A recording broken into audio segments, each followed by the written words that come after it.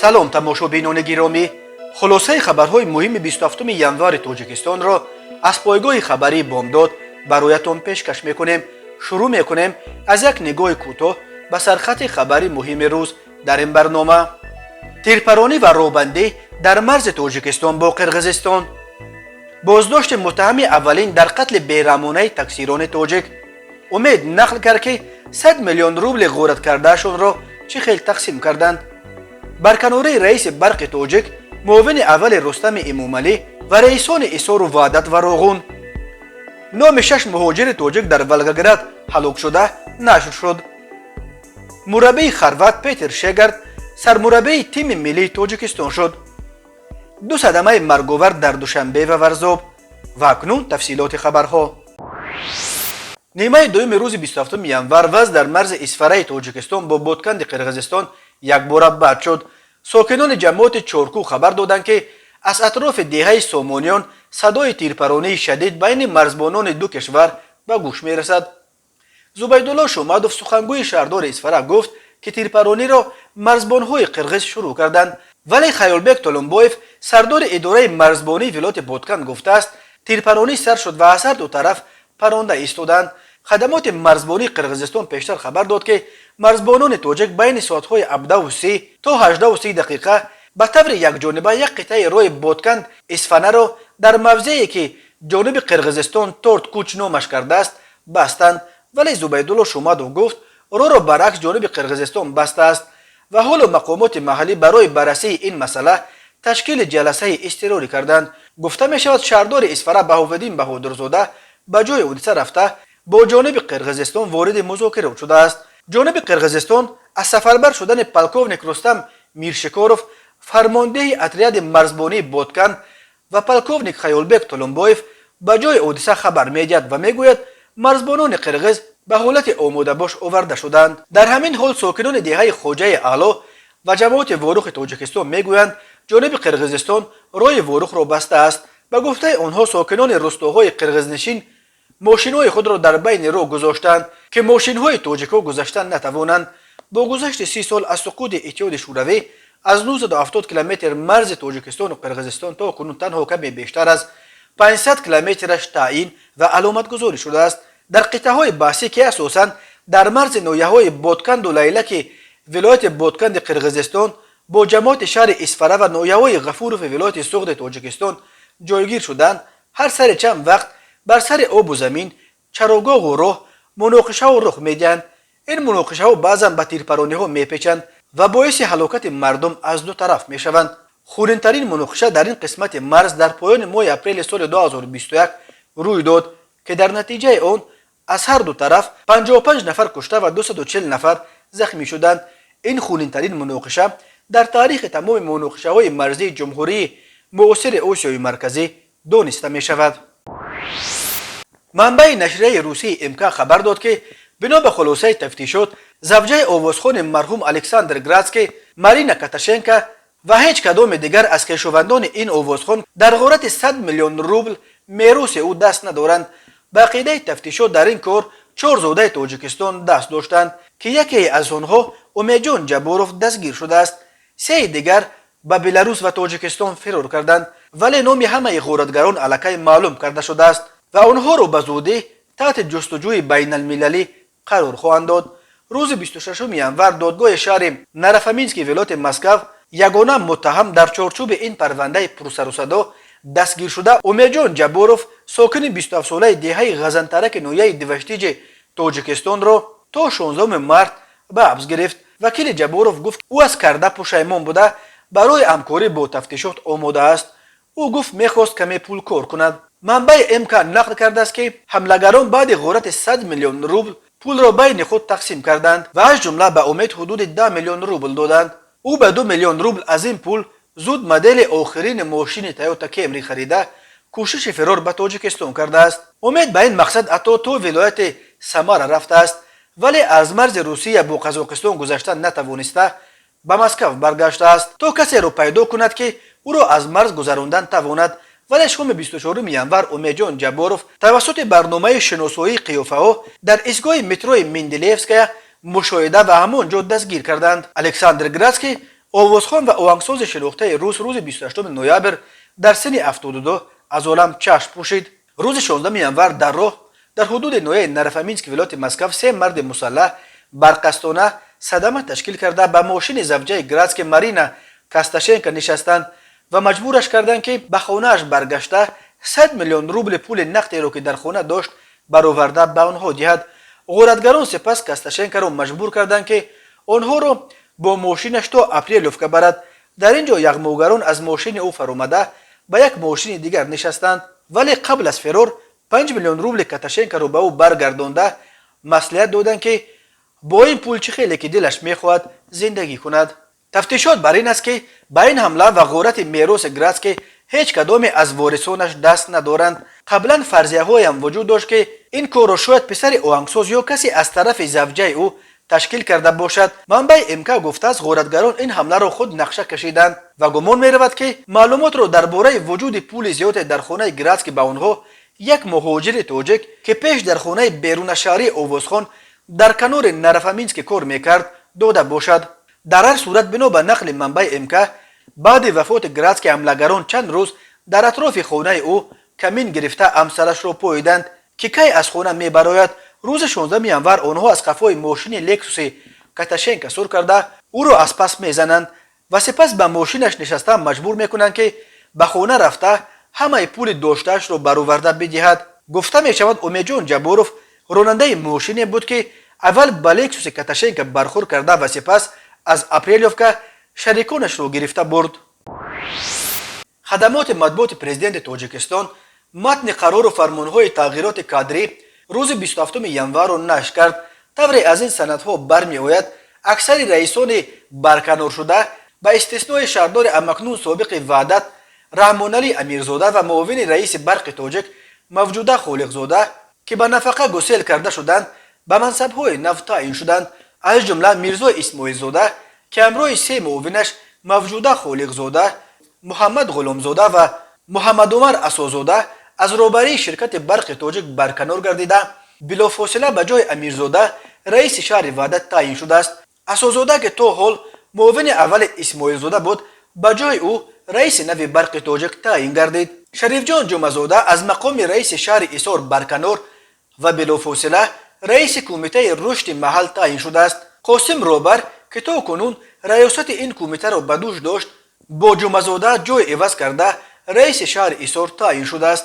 سنت الله سعیدزاده که معاون مدیر خواجگی دستگاه پرزیدنت بود به جای مظفر سلیمانزاده شهردار نو روغون تعیین گردیده.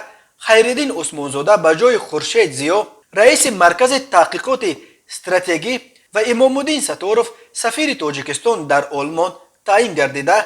غیرتشاه صاحب نظر قناعتشاه به سبب به کار دیگر گذشتن از وظیفه سفیر تاجیکستان در آلمان و پولشا آزاد کرده شد.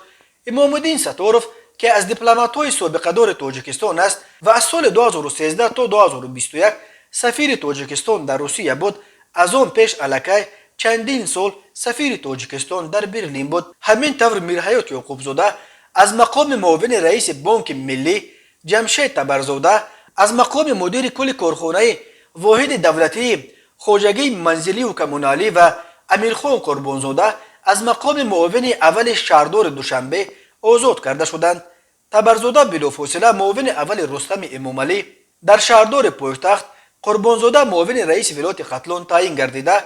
عثمان دولتزاده به مقام مدیر کل کارخانه واحد دولتی خواجگی منزلی و کمونالی تعیین کرده شده است. تغییرات کادری در حکومت تاجیکستان 2 روز باز ادامه دارد.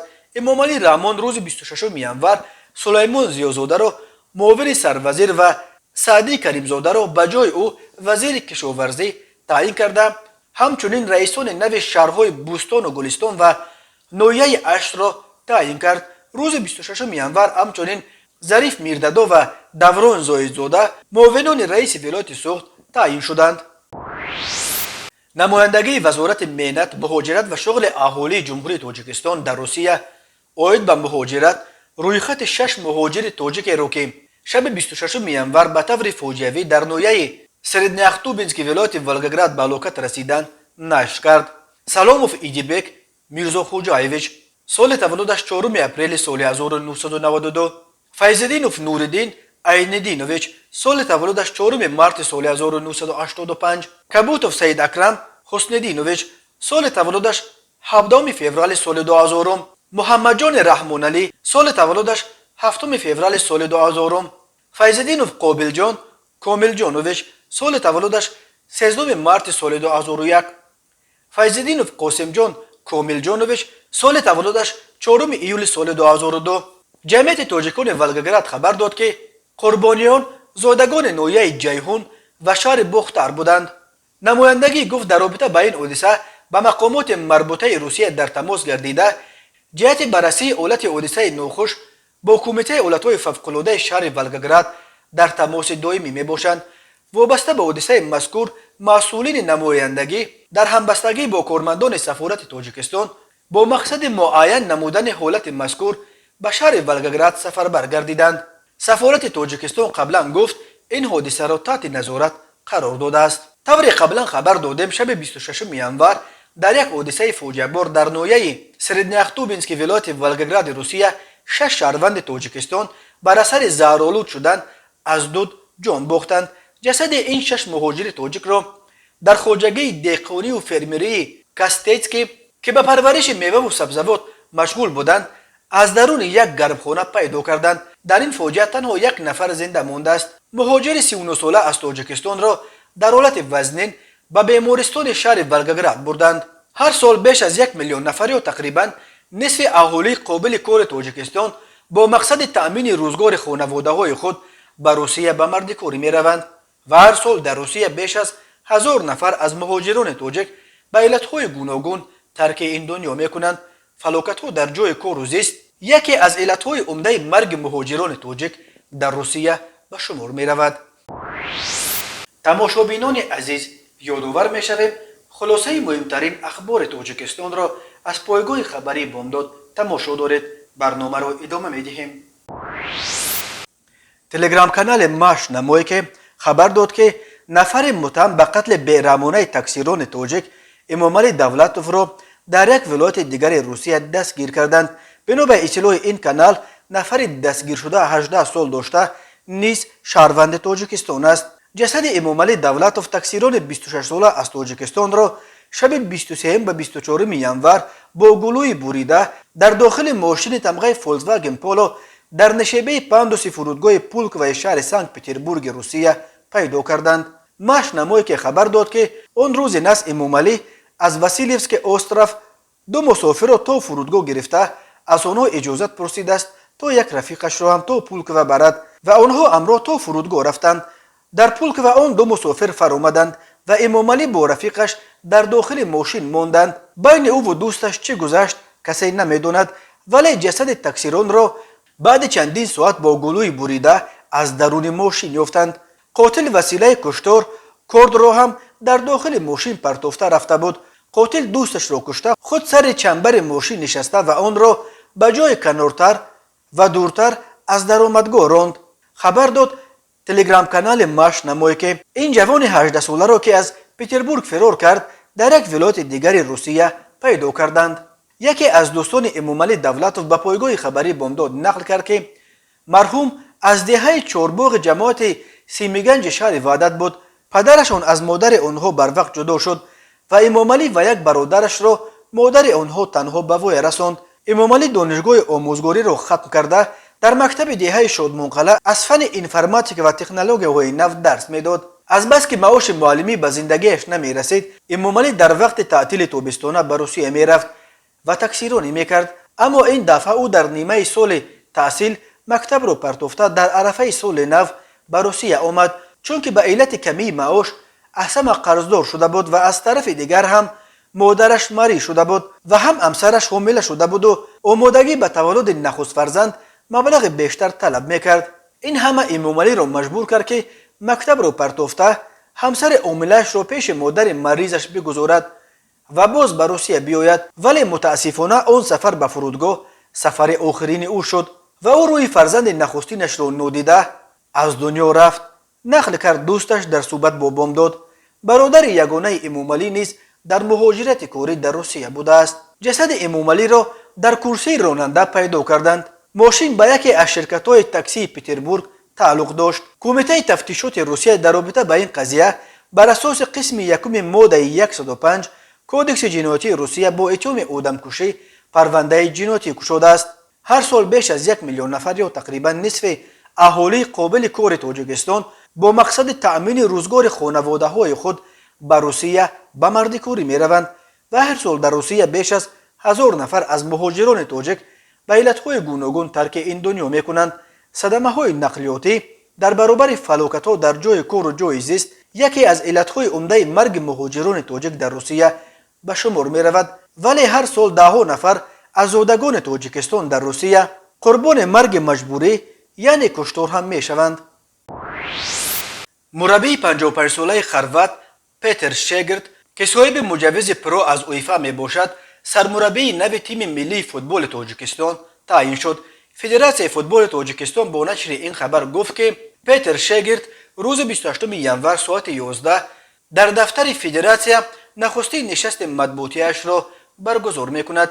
پیتر شگرت را برای کار موفقش با فوتبال بازان جوان معمار یا آرکیتکتور لقب دادند. مسئله تعیین مربی خروات روز 27 ژانویه در جلسه کمیته اجرایی فدراسیون فوتبال تاجیکستان در مهمانخانه هیئت ریجنسی دوشنبه حل شده است. شگرت نخستین مربی از اورپاست که به رهبری تیم ملی فوتبال تاجیکستان دعوت می شود.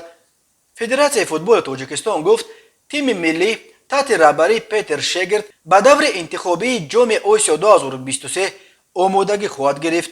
این مسابقات از 8 تا 14 ایون دایر می شود. کرسی سرمربی تیم ملی تاجیکستان از ماه ایون سال 2021 بعد تمدید نشدن قرارداد مربی ازبک عثمان توشف 7 ماه باز خالی مانده بود. عثمان توشف از سال 2018 3 سال رهبری تیم یکچین تاجیکستان را در دست داشت. تحت رهبری او تیم ملی تاجیکستان توانست بار اول در مرحله دوم قهرمانی جهان 2022 بازی کرده در گروه غ جای دوم را به دست بیاورد. تاجیکستان در این گروه تنها از ژاپنیا یکی از دسته‌های از همه قوی قاره آسیا عقب ماند و برای گذشتن به مرحله بعدی رقابت‌ها برای روخت به مرحله نهایی جام جهان فوتبال در قطر همگی یک خال کمیش کرد. ظاهراً در مرحله دوم در ماندن و از گروه برآمدن نتوانستن تیم ملی باعث شد که قرارداد توشف را دیگر تمدید نکردند و در پی جستجوی مربی قوی تر شدند. پیتر شگرت 8 می سال 1996 در شهر چورچواتسیا در شمال خرواتیا به دنیا آمده ولی در آلمان به وای رسیده است. او همچون بازیگر در دسته‌های هوسکار آلمان بازی میکرد و سابقه مربیگیش را نیز از دسته‌های هوسکار سر کرد. او را کلاوس تامپلیور سال 1996 به حیث یاور خود به دسته مشهور بوخوم دعوت کرد. شگرت بعدا باز در چندین دسته آلمان به حیث یاور سرمربی کار کرده، سپس به حیث سرمربی چند تیم آستریا از جمله لیاوبن، رید و وینر شپورت کلوب را رهبری کرده است. سال 2006 به گرجستان رفته رهبری تیم جوانان آن کشور را به دوش گرفت. بعد ترک گرجستان پیتر شگرت چند دسته اندونزیا و تیم‌های ملی افغانستان و جزیره‌های مالدیو را رهبری کرده است. کمیته ایالت‌های فوق‌العاده تاجیکستان خبر داد که نیمه دوم روز 26 ژانویه در یک صدمه در دره ورزوب یک نفر به هلاکت رسیده، 4 تن دیگر زخمی شدند. بنا به این منبع 26 ژانویه ساعت 15:50 در راه دوشنبه ورزوب ماشین بورکش مرسدس با ماشین سبکرو تمغه اوپل زفیرا برخورده است. زمان حادثه در ماشین اوپل زفیرا 5 نفر سوار بودند و از خوجند به دوشنبه می آمدند. ماشین بورکش مرسدس از شهر دوشنبه به سمت خوجند روانه بود. گروه نجات‌دهندگان کمیته ایالت‌های فوق‌العاده که در کیلومتر 72 این راه ماشینگرد نوبرداری می‌کردند فوراً به جای حادثه رسیده راننده و مسافران را از داخل ماشین خراب شده اوپل زفیرا بیرون آوردند. کمیته ایالت‌های فوق‌العاده گفت راننده و مسافران جراحت‌های سبک برداشته بودند و امدادگران به آنها یاری اولین طبی رساندند، اما یک نفر از مسافران که در پهلوی راننده می نشست بر اثر جراحات وزنین در بیمارخانه از عالم گذشت. سبب این حادثه نقلیاتی را مقامات حفظ حقوق تحقیق می‌کنند. کمیته ایالت‌های فوق‌العاده در پی این صدمه بار دیگر به رانندگان خاطر رسان کرده است که هنگام حرکت در راه‌ها جداً قاعده‌های بی‌خطری را رعایت نمایند. آهسته ماشین رانید تا سفرتان بی‌خطر باشد. تاکید شده است در اطلاعیه کمیته. یادآور می‌شویم شام 26 ینور در یک صدمه دیگر مرگ‌آور در دوشنبه یک پیاده‌گرد به هلاکت رسید. طور مرکز مطبوعات وزارت کارهای داخل خبر داد تخمینا ساعت 20:05 دقیقه راننده ماشین تمغه خوندای اکسنت مقیم مفسیجان شریفوویچ سال تولدش 1986 ساکن پایتخت راننده شرکت آلوچه تاکسی هنگام حرکت در نویه فردوسی شهر دوشنبه از عهده اداره واسطه نقلیات نبرآمده پیاده‌گرد دورانوف بهادر نبیوویچ سال تولدش 1963 ساکن نویه مذکور را پخش نموده است. در نتیجه پیاده‌گرد دورانوف جراحات وزنی جسمانی برداشته از جانب خود راننده به بیمارخانه دسترس گردیده است، اما در بیمارخانه به هلاکت رسیده است. قبلا خبر داده بودیم که نیمه دوم روز 24 ینور در یک صدمه پرقربانی روی ماشینگرد چنوق غفوروف مشجع در حدود شهرک سیهون نویه باباجان غفوروف بر اثر به ماشین وز 21031 برخوردن یک BMW 4 عضو یک عائله از دهه قزلتیپه جماعت دیهات اسماعیل نویه باباجان غفوروف جان باختند. هر سال بر اثر صدمه ها در راههای جمهوری صدها نفر هلاک یا مجروح می شوند. از جمله سال 2020 بر اثر صدمه ها در راههای تاجیکستان 375 نفر به هلاکت رسیده، بیش از 1200 نفر معیوب شدند. بنا به آخرین آمار رسمی در 9 ماه اول سال 2021 در 787 صدمه در راههای تاجیکستان 290 نفر هلاک و 869 نفر مجروح شدند. تماشابینان عزیز و گرامی، این بود مرور به خلاصه چند خبر مهم امروز تاجیکستان. خبر و گزارش های بیشتر از تاجیکستان و درباره تاجیکستان و اطراف آن را در سامانه پایگاه خبری بامداد در این نشانه پیگیری نمایید: www.bamdad.com. خوش باشید.